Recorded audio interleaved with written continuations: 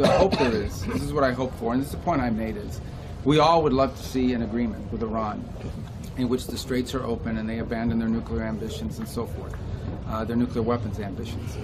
That's what we'd all hope for, and that's what we're going to continue to work on, and that's what work is ongoing even as I speak to you now in that regard. But we also have to have a plan B, and plan B is, what if Iran refuses to open the straits? What if Iran decides we refuse to open the straits, we're going to own the straits, and we're going to charge tolls for it? Okay, at that point, something has to be done about it. And I would argue that there are countries represented here today that are more deeply impacted by this than even the United States is. The United States has global military commitments. We've made commitments to South Korea, to Japan, to other places as well. We're constantly reevaluating the threat matrix in the world. Where could a conflict emerge? Are we properly postured, and so forth? And so this is always the work. Every Department of War, every Pentagon, over every administration has constantly had to reevaluate these things. And so, you know, we'll continue to reevaluate. That's been an ongoing process. It started from the first day of this administration, and throughout it, in coordination with NATO countries. So none of this is surprising, although, you know, obviously I understand why it creates some, you know, nervousness. But I think there's a broad recognition that there are going to be eventually less U.S. troops in Europe than there has historically been, for a variety of reasons. It ties back to the same conversation, and that is, in a moment of conflict, what can everybody commit? And that decision, I think there's going to be some announcements on it later today in regards, if it hasn't come out already, in the next few days. And it'll be a collective product. I mean, they've been working it through the internal systems of NATO in terms of the force postures of what we would be able to supply along with others. Every country has to constantly reevaluate what their needs are, what their commitments are around the world, and how to properly structure that.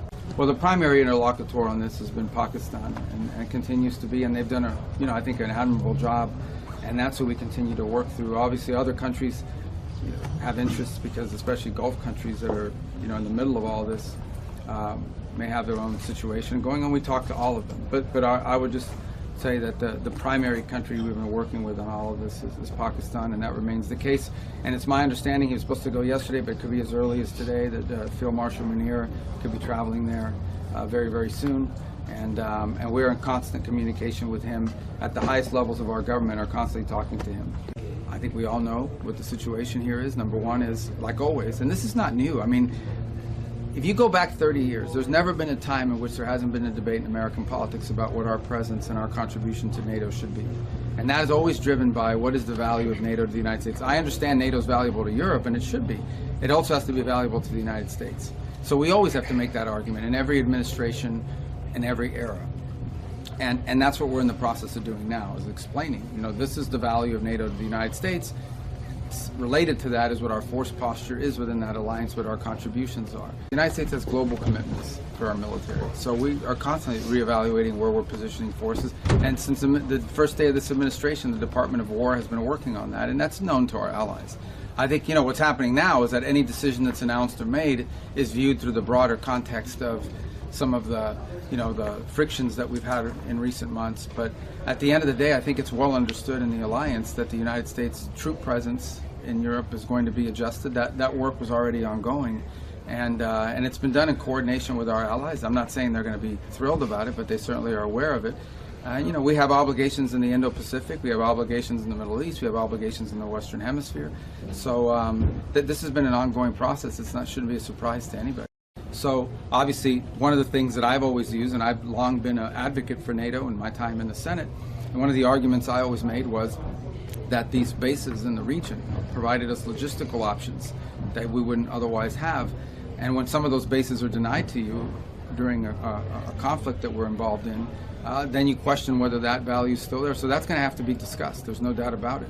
I think there's also going to have to be some focus on how, a year after the meeting at The Hague, how much progress has been made in terms of the increased contributions. There are some countries that have doubled their defense spending over the last few years. There are others that are still lagging.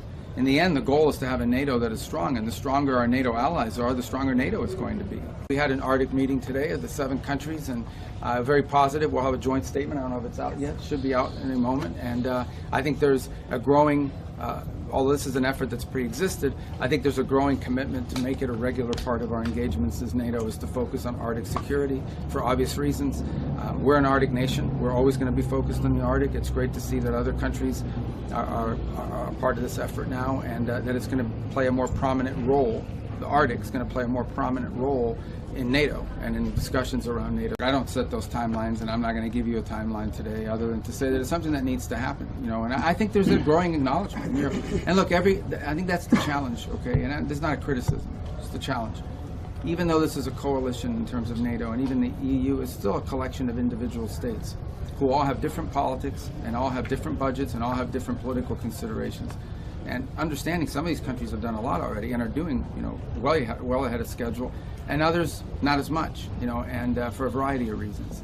And so that's always the challenge with this, is that it's at the end, even though it's an alliance, you're dealing with, you know, individual countries who have their own political dynamics at play, and we stand ready to continue to play that role, despite leaks that are not true, despite stories out there about us forcing the Ukrainians to take this position or that position, which are not true. If we see an opportunity to pull together talks that are productive, not counterproductive, and that have the chance to be fruitful, we're prepared to play that role. There are no such talks occurring at this time. But we hope that will change, because that war can only end with a negotiated settlement. It will not end with a military victory by one side or the other, at least from a traditional standpoint of how military victories are defined. So it will have to lead, and if we can play a role in making that happen, the president is very much interested in doing